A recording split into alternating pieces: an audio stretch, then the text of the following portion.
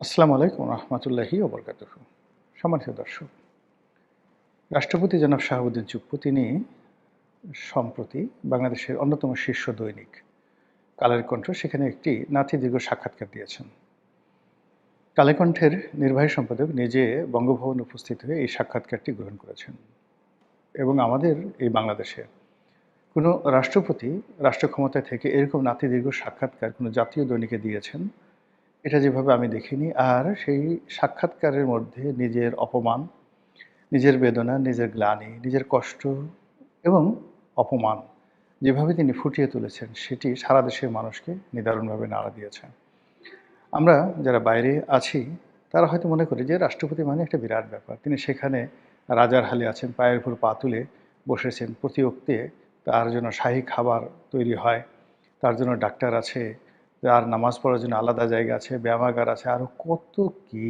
কিন্তু ওখানে বসে একজন মানুষ যে অসহায় হতে পারেন, একজন মানুষ যে অপমানিত হতে পারেন, একজন মানুষ যে বন্ধিত্ব বরণ করতে পারেন, একজন মানুষের জীবন যে পশুর মতো অবমাননাকর পর্যায়ে পৌঁছে যেতে পারে, তা এই কালের কণ্ঠের সাক্ষাৎকারে জনাব শাহাবুদ্দিন চুপ্পু যেভাবে বলেছেন, আর যিনি সাক্ষাৎকার গ্রহণ করেছেন নিখুঁতভাবে তিনি তার কলমের মাধ্যমে যে সাক্ষাৎকার যে বিষয়বস্তু, সেই বিষয়বস্তু যেভাবে ফুটিয়ে তুলেছেন সেগুলো নিয়ে এখন বাংলাদেশে রীতিমতো তোলপাড় চলছে।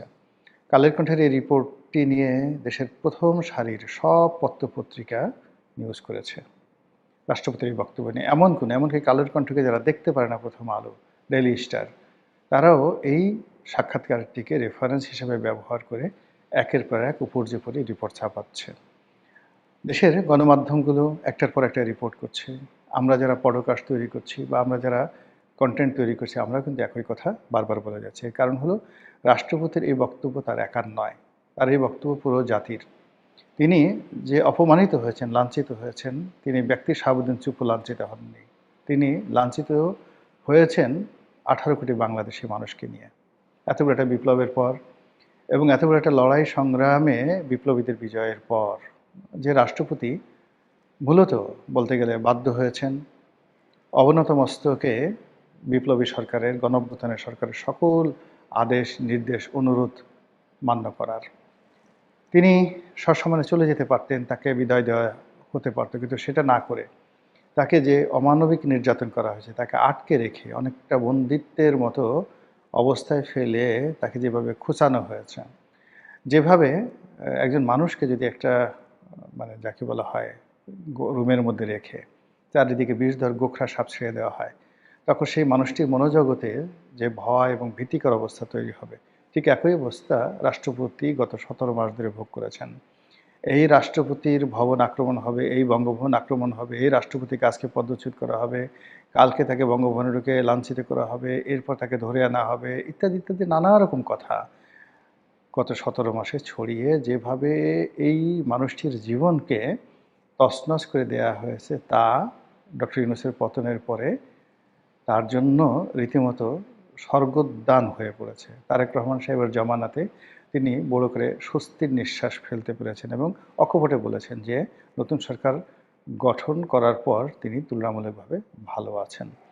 তো আমাদের বক্তব্য হলো যে ডক্টর মোহাম্মদ ইউনূস একজন শিক্ষিত মানুষ, সজ্জন মানুষ হিসেবে যার পরিচিতি, যিনি শান্তিতে নোবেল পুরস্কার পেয়েছেন, তিনি যথেষ্ট বয়স্ক, প্রায় 90 বছর তার বয়স। এই বয়সে মানুষ মৃত্যুর কথা চিন্তা করে, কবরের কথা চিন্তা করে, আল্লাহ খোদার কথা চিন্তা করে এবং সাধারণত শয়তান, ইবলিস এই ধরনের বুড়া মানুষের কাছে যায় না। কিন্তু কি হলো, এই ভদ্রলোক বা তিনি নিজে বা তার আশেপাশে যারা ছিলেন, তারা গত এই 17 মাসে কেবল ডক্টর মোহাম্মদ ইউনূস নয়, এরকম আরও অনেক বহু সম্মানিত মানুষের জীবন তছনছ করে ছেড়ে দিয়েছেন। যারা ব্যবসা বাণিজ্য করতেন, প্রায় বড় বড় সব ব্যবসা প্রতিষ্ঠানগুলো মবের শিকার হয়েছে। সেটা বসুন্ধরা গ্রুপ বলেন বা তাদের প্রতিদ্বন্দ্বী যমুনা গ্রুপ বলেন, সেটা গাজী গ্রুপ বলেন কিংবা হামিম গ্রুপ বলেন, বাংলাদেশে এমন কোনো বড় শিল্প প্রতিষ্ঠান নাই, প্রাণ গ্রুপ বলেন কিংবা ইস্পাহানি গ্রুপ বলেন, কেউ মবের কবল থেকে রক্ষা পায়নি।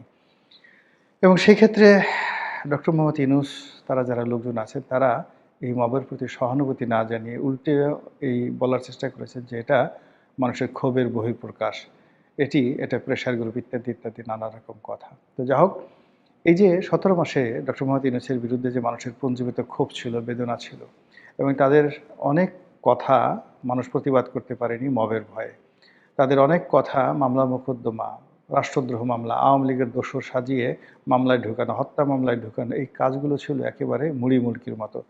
এই কাজগুলো ডক্টর মোহাম্মদ ইউনূসের নেতৃত্বে এমনভাবে হয়েছে যে মানুষ অনেক কিছু দেখেছে, অনেক কিছু বলতে চেয়েছে কিন্তু বলতে পারেনি, অনেক কিছু দেখতে চায়নি কিন্তু তাদেরকে দেখতে হয়েছে, অনেক কিছু সহ্য করতে চায়নি তাদেরকে সেই জিনিসগুলো সহ্য করতেছে। এবং এরই ধারাবাহিকতায় আজকে এই যে রাষ্ট্রপতির যে বক্তব্য, সেই বক্তব্য নিয়ে সাধারণ মানুষের যে আবেগ, সহানুভূতি, এটি আওয়ামী লীগের প্রতি সহানুভূতি নয়, বা এটি জনাব শাহাবুদ্দিন চুপ্পুর প্রতি কোনো সহানুভূতি নয়, এটি হলো ডক্টর মোহাম্মদ ইউনূসের প্রতি বিরক্তি, তার প্রতি ক্রোধ, তার প্রতি ক্ষোভ।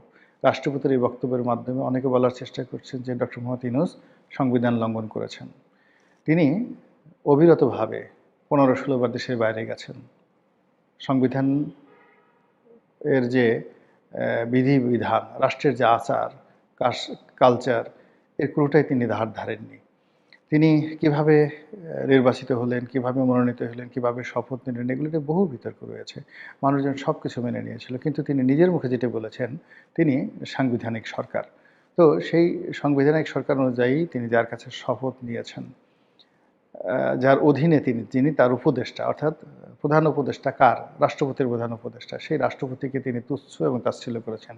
এটা কি রাষ্ট্রদ্রোহ?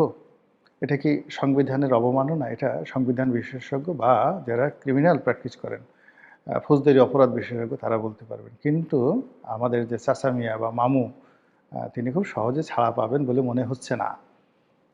তাকে জবাবদিহি করতে হবে, জবাবদিহি করতে হবে। এবং গত 17 মাসে তিনি যে মজা লুটেছেন, সেই প্রত্যেকটা জিনিসের জন্য তাকে জবাবদিহি করতে হবে। এবং জনাব তারেক রহমান সাহেবের সঙ্গে তার কী যুক্তি হয়েছে, তিনি ভবিষ্যতে রাষ্ট্রপতি হবেন কি হবেন না, তার দেশের বাইরে থাকবে না দেশে থাকবে, ডাজ নট ম্যাটার। কিন্তু মূল ব্যাপার হলো যে তিনি এখন অজনপ্রিয়তার এমন একটা পর্যায়ে পৌঁছে গেছেন যে কেউ ইচ্ছে করলেও তাকে ধারণ করতে পারবে না, কেউ ইচ্ছে করলে তার সাথে খুশি মনে ছবি তুলতে পারবে না, তার সঙ্গে দেখা করার জন্য কেউ আগের মতো আর সেখানে যাবে না। এবং তিনি বুঝতে পারবেন এখন এই প্রথম শান্তি কাহাকে বলে, অশান্তি কাহাকে বলে, অপমান কাকে বলে, আর সম্মান কাকে বলে। কোনো সম্মানিত ব্যক্তিকে অসম্মান করলে যে কী পরিণতি হয়, এটি এখন তিনি হাড়ে হাড়ে টের পাবেন। যেটা বলছিলাম যে তিনি তার ক্ষমতাকালীন সময় বহুবার দেশের বাইরে গেছেন। প্রোটোকল অনুযায়ী তার উচিত ছিল রাষ্ট্রপতির সঙ্গে দেখা করে যাওয়া আর বিদেশ থেকে এসে রাষ্ট্রপতির সঙ্গে দেখা করা। একটা কাজ তিনি করেননি। এরপর যেটি হলো যে রাষ্ট্রের অনেকগুলো গুরুত্বপূর্ণ প্রতিষ্ঠান, যেমন সেনাবাহিনীর যে ন্যাশনাল প্যারেড গ্রাউন্ডে যেটা হয়, কুচকাওয়াজ হয়, আরেকটা আছে রাষ্ট্রপতির কুচকাওয়াজ। এরপর যেটা হয় সেটা হলো আমাদের যে জেন্টেলম্যান ক্যাডেট রয়েছে, বিএমএ, বাংলাদেশ মিলিটারি একাডেমিতে যারা অফিসার হিসেবে ঢোকেন, তাদের যে পাস আউটের যে সময়, এই সময়টিতে রাষ্ট্রপতি উপস্থিত থেকে এখানে ভাষণ দেন। এই 17 মাসে তাদেরকে, মানে রাষ্ট্রপতি শাহাবুদ্দিন চুপ্পুকে কোথাও যেতে দেওয়া হয়নি। বিশ্বাস করেন তিনি একজন মুসলমান এবং তিনি ডক্টর মোহাম্মদ ইউনূসের চাইতে ভালো মুসলমান। তিনি ডক্টর মোহাম্মদ ইউনূসের চাইতে নামাজ কালাম পড়েন এবং তার যে অধার্মিক যে কর্মকাণ্ড, সেই অধার্মিক কর্মকাণ্ড, মানে শাহাবুদ্দিন চুপ্পুর কোনো অধার্মিক কর্মকাণ্ড নজির আমরা পাইনি। তো এই মানুষটি ঈদের জামাতে যাবেন এবং তিনি সেখানে থাকবেন মেহমান আজিম, ঈদুল ফিতর এবং ঈদুল আজহার যে নামাজ, তাকে সেই নামাজ পড়তে যেতে দেয়া হয়নি। এমনকি তাকে ভোট দিতে যেতে দেয়া হয়নি। তিনি ভোট দিতে যাননি। তাকে ওই যে কি যেন, মানে ডাক যোগে যে ব্যালট পেপার, সেটা পাঠিয়ে সেখানে তাকে ভোট দিতে বলা হয়েছে। এইরকম তার স্টাফদেরকে নিয়ে যাওয়া হয়েছে। তার কোনো খবরাখবর প্রকাশিত হয়নি। এমনকি বঙ্গভবনে তার যে খাবারের যে তালিকা, সেই খাবারের তালিকায় ঠিকমতো মাছ, মাংস, তরিতরকারি দেওয়া হয়েছে কিনা, উনি ভদ্রলোক মানুষ, মানে শাহাবুদ্দিন চুপ্পু ভদ্রলোক মানুষ, সেই কথা তিনি বলেন নাই। কিন্তু আমার বিশ্বাস যে তার যে প্রাপ্য খানাপিনা রয়েছে, সেই খানাপিনাও ঠিকমতো গেছে কিনা সেটা নিয়ে যথেষ্ট সন্দেহ রয়েছে। তো এই সকল কথা প্রকাশিত হয়েছে কিয়দাংশ, আরও প্রকাশিত হবে অনেক কিছু। এই সময়টাতে কারা তার সাথে খারাপ আচরণ করেছে, কারা তাকে টেলিফোন হুমকি দিয়েছে, দামকি দিয়েছে, ইত্যাদি নানা বিষয়। তো এগুলো চলছে, খেলা জমে উঠেছে। দেখা যাক কোথায় গিয়ে এই খেলা থামে।